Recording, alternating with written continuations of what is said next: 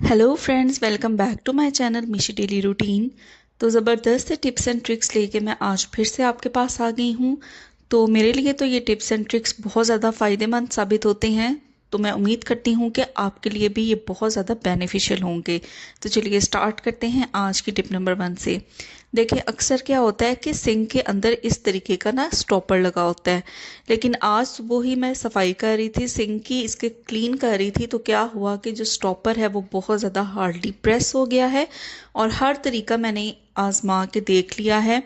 और जो छुरी होती है वो काफ़ी ज़्यादा, इसकी जो आगे से टिप होती है वो बारीक होती है, लेकिन इससे भी ये स्टॉपर बाहर नहीं निकला। तो यहाँ पे ना फिर मैंने दिमाग लगा के एक आइडिया मेरे जहन में आया कि क्यों ना इसको इस्तेमाल करूं और इस स्टॉपर को यहाँ से मैं निकालूं। तो वो आइडिया मेरे लिए तो वर्क कर गया है, तो मैं उम्मीद करती हूँ कि आपके लिए भी वो वर्कआउट कर जाएगा। तो यहाँ पे हमने क्या लेनी है जी, हमने ले लेनी है सबसे पहले डबल साइडेड टेप। अब इस डबल साइडेड टेप का इस्तेमाल करके हम इस स्टॉपर को बाहर निकालेंगे। लेकिन सबसे पहले आपको क्या करना है कि टिश्यू पेपर लेके आपने अच्छे तरीके से ये जो स्टॉपर वाला एरिया है उसको एक दफ़ा क्लीन आउट कर देना है, ताकि इसके ऊपर किसी भी किस्म का पानी ना रहे। तो देखिए, यहाँ पे मैंने अच्छे तरीके से क्लीन आउट कर दिया है। अब मैं लूँगी डबल साइडेड टेप, और डबल साइडेड टेप लेके इस तरह से मैं स्टॉपर पे चिपका दूंगी। और चिपकाने के बाद मैं इसको थोड़ा सा ऊपर की तरफ प्रेस करूंगी। तो ये देखिए, 2 या 3 दफ़ा आप इस तरीके से करेंगे तो इजीली जो स्टॉपर है वो बाहर आ जाएगा। तो मेरे लिए तो ये टिप बहुत ज़्यादा बेनिफिशियल आज साबित हुआ है, क्योंकि क्लीनिंग करते हुए ये स्टॉपर मुझसे फंस गया था। तो मैं उम्मीद करती हूँ कि आप भी इससे फ़ायदा उठा सकते हैं। तो चलिए देख लेते हैं नेक्स्ट टिप। जो मेरा नेक्स्ट टिप है वो है जी, लेके मेजरिंग को। देखिए, जब भी हम कोई केक बनाते हैं या कोई ऐसी रेसिपी हम कुक कर रहे होते हैं जहाँ पे हमें एग्जैक्ट मेजरमेंट्स चाहिए होती हैं, तो क्या होता है कि वहाँ पे अगर थोड़ी सी भी गड़बड़ हो जाए एग्जैक्ट मेजरमेंट के अंदर, तो हमारी जो रेसिपी है वो ख़राब हो सकती है। तो यहाँ पे मैं आपको एक बड़ा ज़बरदस्त सा तरीका बताऊँगी।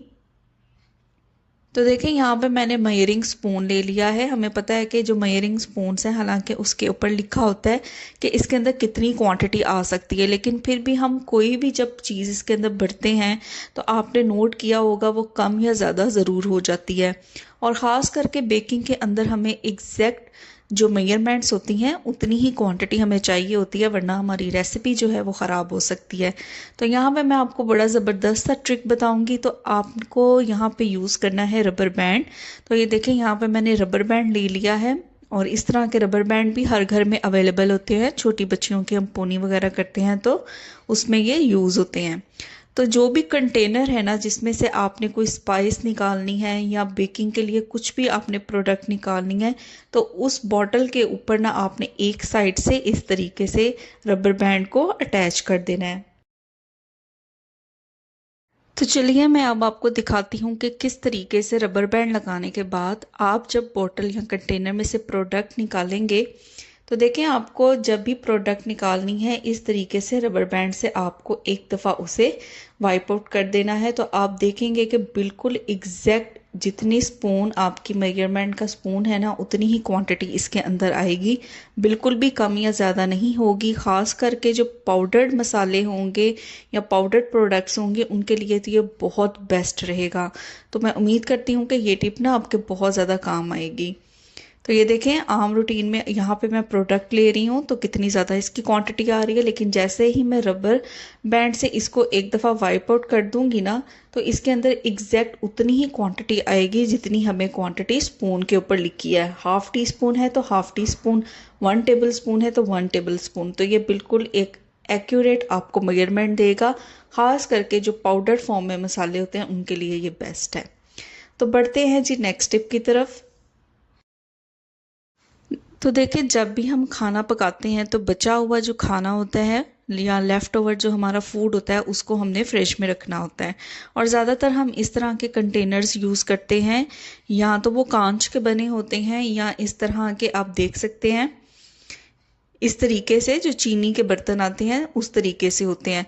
अगर आपने कांच का बर्तन यूज़ किया है या इस तरह का आप चीनी का बर्तन यूज़ करते हैं, तो जब भी आप इसके अंदर खाना डाल के इसको फ्रिज के अंदर रखेंगे ना, तो हमें पता है कि जो फ्रिज की शेल्फ्स होती हैं वो शीशे की बनी होती हैं और ये दोनों चीज़ें उसके साथ रगड़ खाती हैं, जिसकी वजह से जो हमारे शीशे के जो फ्रिज के रैक्स होते हैं ना उनके ऊपर स्क्रैचेस पड़ जाते हैं। तो बड़ा ज़बरदस्त सा टिप मैं आपको बताऊंगी। आपने क्या करना है, यहाँ पे ले लेना है डिस्पोजेबल कंटेनर का लिड। देखिए डिस्पोजेबल कंटेनर हमारे घर में आते ही रहते हैं, लेकिन ज़्यादातर हम इसको डिस्कार्ड कर देते हैं। तो यहाँ पे हम इसे लिड का यूज़ करेंगे और मैं आपको बताती हूँ कि इसका इस्तेमाल आपको कैसे करना है। तो देखिए सबसे पहले जो फ्रिज का शेल्फ है ना उसके ऊपर आपको इस लिड को रख देना है। उसके बाद जिस भी कंटेनर के अंदर आपने लेफ़्ट ओवर फूड रखा है, चाहे वो शीशे का है, चाहे वो सेरामिक का है, चाहे वो मिट्टी का है, उसके ऊपर आपने उसको रख देना है लिड के ऊपर।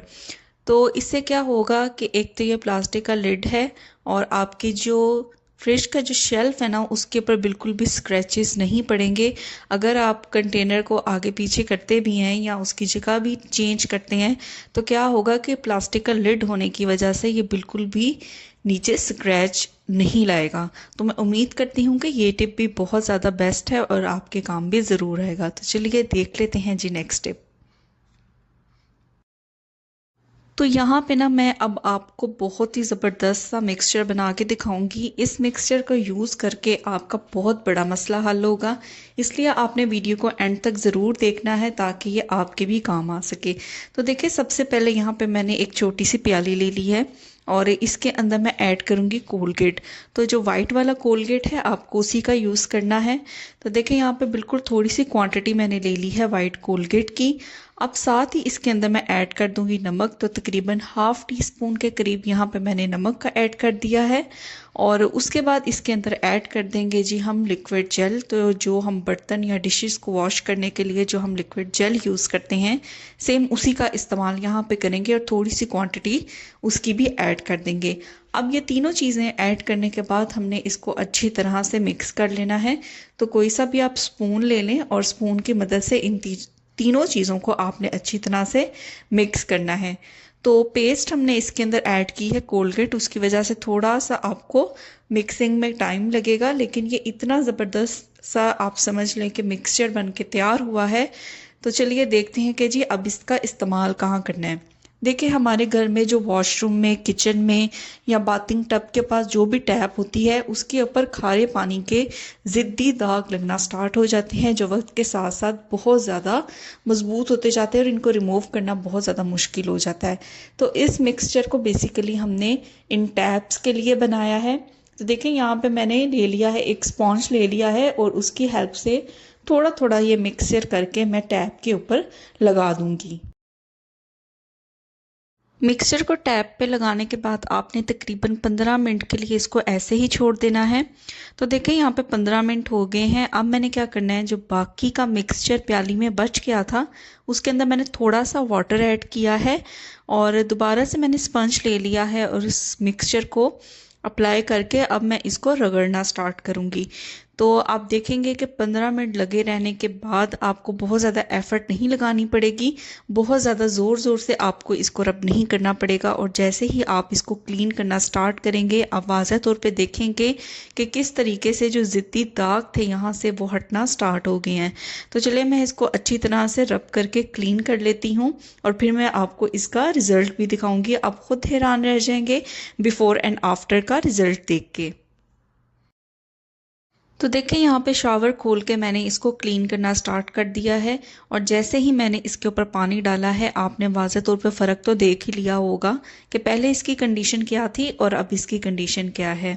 उसके बाद आपने क्या करना है कि जी आपने जो आप क्लीनिंग के लिए जो टॉवल लेते हैं उसको आपने लेना है और जो पानी है वो इसके ऊपर से इस तरह से आपने ड्राई कर देना है। तो आप देखेंगे कि जो टूटियाँ हैं आपके घर की जितनी भी टैप्स होंगी वो कैसे चमक जाएंगी। देखते हैं नेक्स्ट टिप। जो नेक्स्ट टिप है वो इस तरह के बॉटल के ना कैप्स को लेके है। देखिए हमारे घर में बहुत सी डिस्पोजेबल बॉटल्स आती हैं, पानी की आती हैं, दूध की आती हैं। तो क्या होता है कि उसको यूज़ करके हम अक्सर डिस्कार्ड कर देते हैं। तो उनको आज से आप डिस्कार्ड करना छोड़ दें। तो यहाँ पे मैं आपको बड़ा ही ज़बरदस्त सा एक टिप बताऊँगी, वो भी हम यूज़ करेंगे बॉटल के कैप को। तो यहाँ पे देखिए मैंने बॉटल का कैप ले लिया है और अब हम क्या करेंगे जी, तो यहाँ पे ना मैंने ले ली है डबल साइडेड टेप और डबल साइडेड टेप का यूज़ करके और इस बॉटल के कैप का यूज़ करके इतना ज़बरदस्त सा ऑर्गेनाइज़र बनेगा। तो देखिए इसकी जो बैक साइड होती है ना, वहाँ पे हमें इसके साइज़ के according double sided tape cut कर लेनी है और कट करने के बाद जो कैप है इसकी हमें बैक साइड पे इसको चिपका देना है। तो देखिए जहाँ पे ये लिड का माउथ ओपन होता है ना, उस साइड पे आपने इसको लगा देना है और जो बाकी की डबल साइडेड टेप होगी उसको सीजर से इसके साइज के अकॉर्डिंग मैं कट कर लूँगी। तो ये इतना ज़बरदस्त सा ऑर्गेनाइज़र बन के तैयार होगा। अगर आपके पास 3 या 4 बॉटल्स पड़ी हुई हैं इस तरह की और उनके लिड्स भी हैं, तो आप 3 या 4 बॉटल्स के लिड्स को यूज़ करके मल्टीपल ऑर्गेनाइज़र इस तरह का क्रिएट कर सकते हैं। तो यहाँ पे देखिए डबल साइडेड टेप मैंने लगा दी है। अब इसका जो पार्ट है ऊपर वाला उसको मैं रिमूव कर दूँगी और एक ऐसी वॉल सेलेक्ट कर लूँगी जहाँ पे मैंने इसको स्टिक करना है। तो ये देखिए बड़े ज़बरदस्त तरीके से इसको मैंने यहाँ पे स्टिक कर लिया है। अब आप इसके ऊपर कोई भी चीज़ हैंग कर सकते हैं, यानी जो लाइट वेट चीज़ होती है आप उसको यहाँ पे ज़बरदस्त तरीके से हैंग कर सकते हैं। तो ये देखिए मेरे पास रोज़री यानी तस्बीह पड़ी हुई थी, तो वो मैंने यहाँ पे हैंग कर दी। तो है ना ज़बरदस्त सा टेप। तो अब देख लेते हैं जी ये वाला टेप।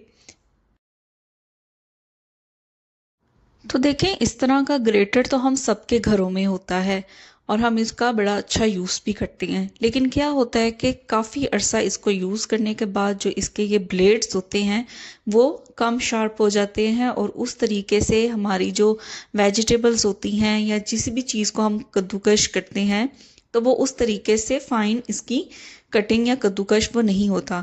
तो अच्छा हम इस तरह के जो होते हैं हमारे पास ग्रेटर, उसको हम बड़े ज़बरदस्त तरीके से शार्प कर सकते हैं। और शार्प करने के लिए ना हमें देखें यहाँ पे यूज़ करनी है एलुमिनियम फॉयल। तो हमेशा की तरह एलुमिनियम फॉयल के इतने बेशुमार फ़ायदे हैं, तो इसलिए मैं कहती हूँ कि आप ज़रूर इसको ला के रखेंगे, आपके बहुत ज़्यादा काम आएगी। तो देखें यहाँ पे मैंने एक जो सिंगल साइड है एलुमिनियम फॉयल की वो कट कर ली है और कट करने के बाद मैं इसको इस तरीके से फोल्ड करूँगी और फोल्ड करने के बाद हमें इसका एक बॉल सा बना लेना है। तो ये देखें यहाँ पे एलुमिनियम फॉयल का मैंने बॉल क्रिएट कर लिया है। अब इसका यूज़ करके हम अपने ग्रेटर को शार्प करेंगे। तो देखें जिस तरह हम वेजिटेबल्स को ग्रेट करते हैं ना ग्रेटर से, सेम उसी तरीके से हमें जो एलुमिनियम फॉयल है उसको भी ग्रेटर से ग्रेट करते जाना है। तो जैसे जैसे हम इसको ग्रेट करते जाएंगे आप देखेंगे कि जो ग्रेटर है ना उसकी शार्पनेस इंक्रीज़ होती जाएगी, क्योंकि एलुमिनियम फॉयल जो है वो थोड़ी शार्प होती है और ये शार्पनेस को क्रिएट करती है। इसी तरीके से आपने इसको ग्रेट करते जाना है। दोनों साइडों पे जो ग्रेटर की मोटे वाली साइड है और पतले वाली साइड है, दोनों जगहों से आपने इसको इस तरह से ग्रेट करना है। तो आप देखें जैसे मैं ग्रेट करती जा रही हूँ जो एलुमिनियम है वो कैसे छोटे छोटे पीसेस में कन्वर्ट होती जा रही है। इसका मतलब है कि जो एलुमिनियम फॉयल है वो ग्रेटर को शार्प करती जा रही है। तो ये थे आज की वीडियो के टिप्स एंड ट्रिक्स। उम्मीद करती हूँ आपको ये वीडियो पसंद आई होगी। वीडियो पसंद आई है तो इसको शेयर करें, लाइक करें, कमेंट करें। चैनल पर नए हैं तो चैनल को आपने ज़रूर सब्सक्राइब करना है और जो बेल नोटिफिकेशन है उसको भी प्रेस करना है, ताकि मेरी आने वाली नेक्स्ट जो वीडियोज़ हैं वो भी आप तक ज़रूर आएँ और मुझे फ़ायदा होता है और आपको भी फ़ायदा हो। Till then take care, bye bye.